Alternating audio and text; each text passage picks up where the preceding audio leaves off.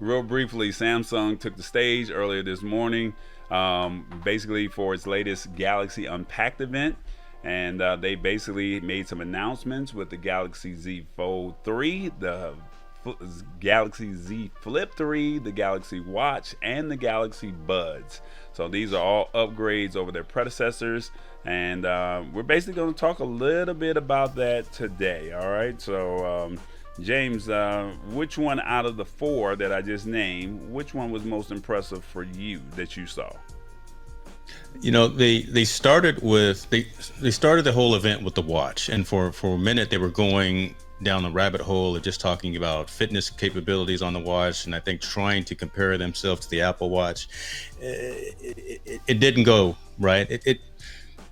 It didn't match up apples to apples, kind of, and no pun intended. But from the phone perspective, I'm excited about the Z Fold 3. I really think, Tallboy, that this could be your phone should you ever drop and break that LG you got. And reason I say that, right? These are 120 hertz screens on the outside and the main screen, so it's got a big screen. When you fold it out, it's like 7.6 inches unfolded. That's your mini tablet right there. You can watch your Netflix, you can watch your Hulu, you can watch the lab on Roku. And then on the front main screen, it's actually got, did you see that plug that I did for you, brother? You see that plug? Uh, on the front main screen, again, it's 120 hertz, so it's a very clear image, very clear screen. The pinhole camera is actually underneath the screen, so you're not obstructed by the camera in and of itself. Very unique, very ingenious. We wish Apple would do something like that with their camera mechanism.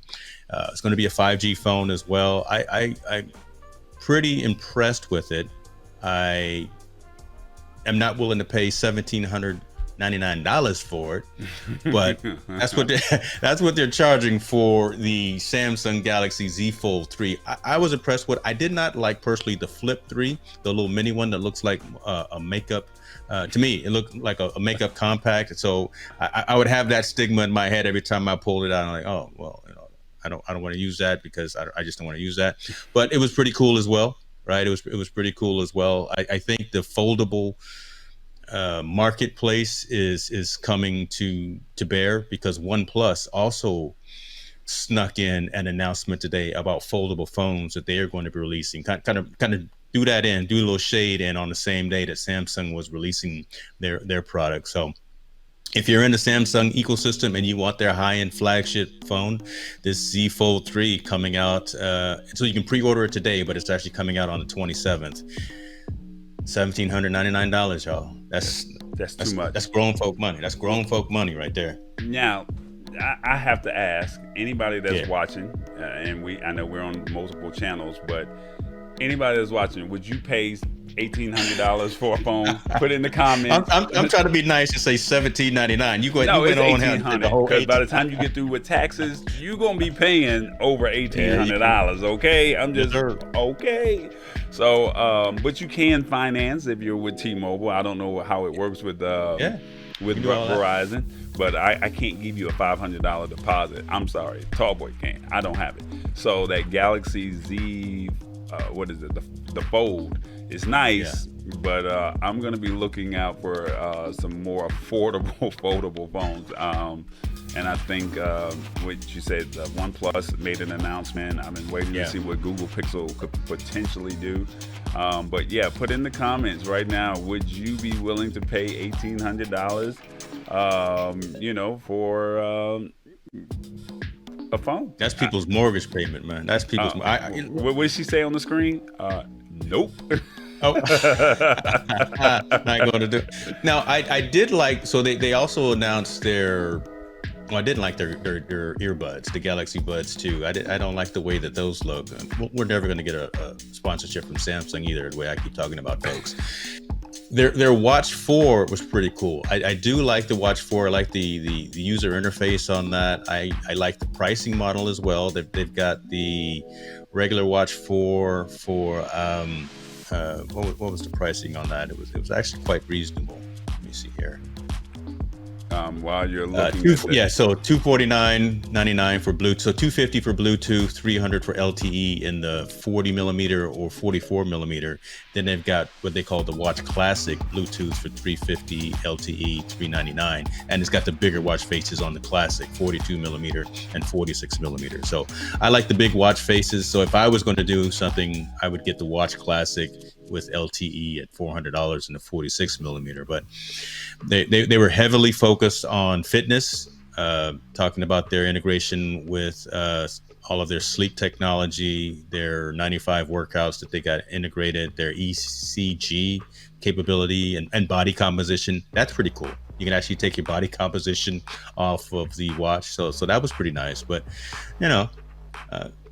it's not enough for me to completely leave the entire Apple ecosystem that I'm deep in bed with, but it's pretty cool. It's pretty cool. One thing that was nice about the watch as well, and then I'll let you go in, it works with more than just the Samsung phones. So anything within the Android ecosystem, you can actually use the Samsung Galaxy watch. I'm here to tell you right now, we don't care. Let me tell you, we don't care. Oh Yeah, my God. I just don't care about a $400 watch. We're in the middle of a pandemic, y'all. I'm sorry. I mean, we're in the middle of a pandemic, and $400 for a watch, $1,800 for a phone. I mean, as much as we love our brands, I mean, we have to stay economical. I'm sorry. That's just my thought process. Can't do it? You're not going to do it? All right. Because if you drop, one, I'm not a watch guy. So I've just had some bad experiences with watches, keeping up with them. It just wasn't my thing. So, but, like you said, I saw the video where you had the phone, you can leave and you can have your earbuds connected to the watch and you can still, take your phone calls and still be connected to your earbuds. I mean, that was pretty cool. I mean, there's no knock with any of that. So it's just not for me. So, I mean, I don't know about you, but real brief. I've got most of that same functionality on the Apple side, but yeah, I'm not going to jump ship on just because of these announcements. Typically I get excited right when these things get launched, but not for this one. Now, the one thing that I did see, the Buds, and you saying you didn't like those, they were saying that they're the smallest and lightest that they've ever made yet. And they all say that they have active noise cancellation as well as adjustable ambient sound levels. Basically gives you about 5 hours of ANC. I'm not sure what ANC is. That's the active noise canceling. Okay, so and then 7.5 hours without. And then they also have the case that you see that it comes with. So at $149 for a pair of earbuds, that's not bad. But my thing is, buds like the ones that you see on the screen right here, they're hard for those to stay in my ear. Yep. So I need the ones that hook around, and I like this comment here. $5.99 watch. Says the same time.